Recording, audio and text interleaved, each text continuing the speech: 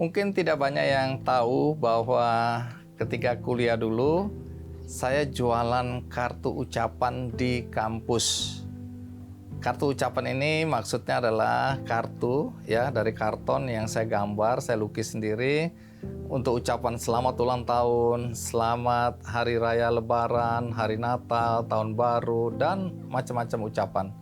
Biasa dulu sebelum kita kenal dengan teknologi yang ada sekarang ya.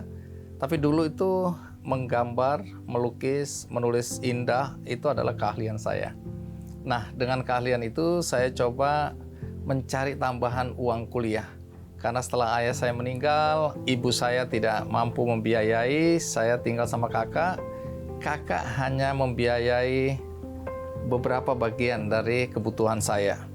Tapi untuk itu saya harus mencari tambahan. Karena dulu orang tua saya berpikir dalam kemiskinan mereka hanya bisa menyekolahkan saya sampai di tingkat SMK. Setelah itu, ya harus bekerja. Tapi saya punya mimpi sendiri yang ingin saya wujudkan, yaitu ingin jadi jurnalis. Maka saya masuk Sekolah Tinggi Publisistik yang sekarang dikenal dengan Institut Ilmu Sosial dan Ilmu Politik.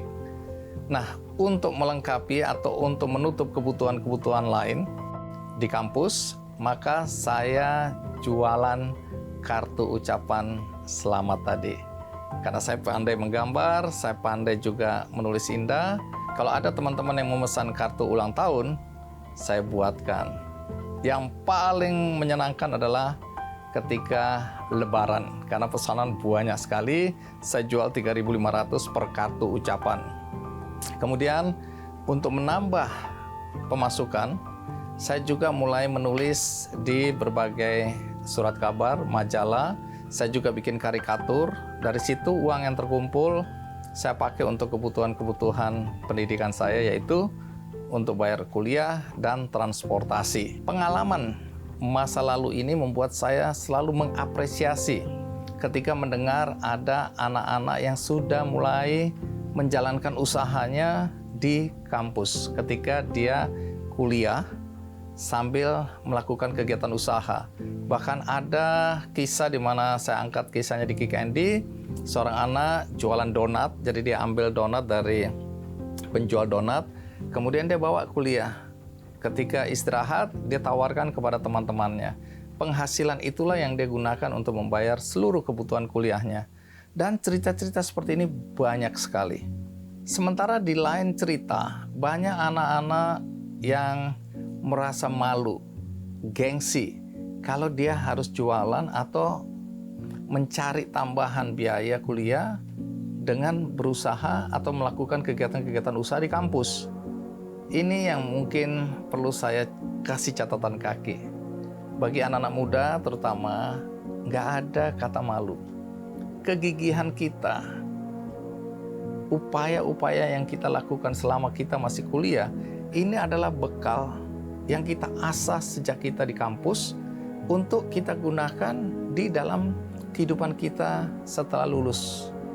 Itu yang saya lihat banyak sekali yang terjadi di kalangan anak-anak muda, di mana sukses mereka hari ini itu berangkat dari apa yang mereka lakukan selama mereka kuliah. Bukan berarti kita fokus pada kegiatan usaha kita dan kita melupakan tugas utama kita sebagai pelajar. Bukan itu maksud saya. Tetapi kalau kita pandai membagi waktu, kita akan bisa melakukan dua hal ini secara paralel, sekaligus. Di satu sisi kita meringankan beban orang tua, kalau memang orang tua kita kebetulan tidak mampu.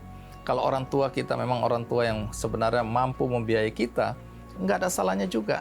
Jadi kita belajar berwirausaha, kita belajar menempa, mengasah keterampilan-keterampilan kita dalam kegiatan-kegiatan usaha kita.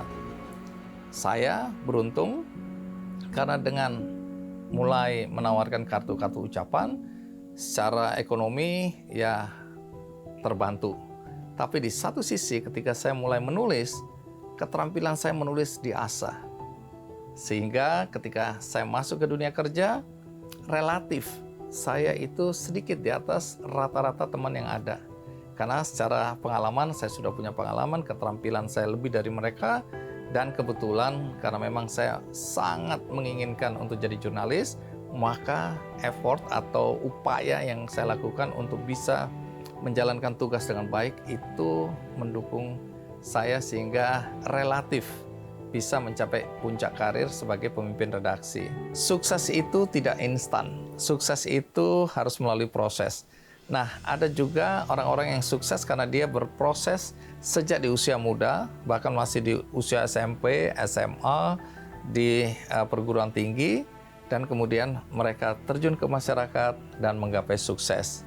Jadi di sini moral ceritanya saya hendak menyampaikan terutama kepada anak-anak muda, tidak ada salahnya kalian memulai sesuatu ketika kalian masih duduk di bangku sekolah atau di bangku kuliah. Tetapi tetap harus sadar bahwa pendidikan, belajar itu adalah tujuan utama.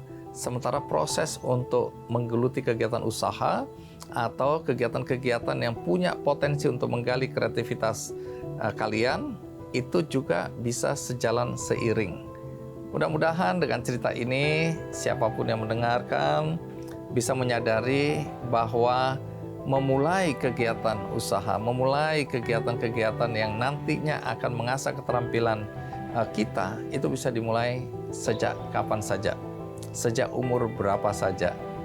Mereka yang berproses akan mencapai sukses yang lebih lama. Sementara mereka yang berharap sukses itu bisa dicapai dengan cara yang instan, biasanya suksesnya itu hanya sementara. Mudah-mudahan kita menyadari bahwa proses itu penting dan proses itu dimulai di usia berapapun juga. Semoga sukses beserta Anda semua.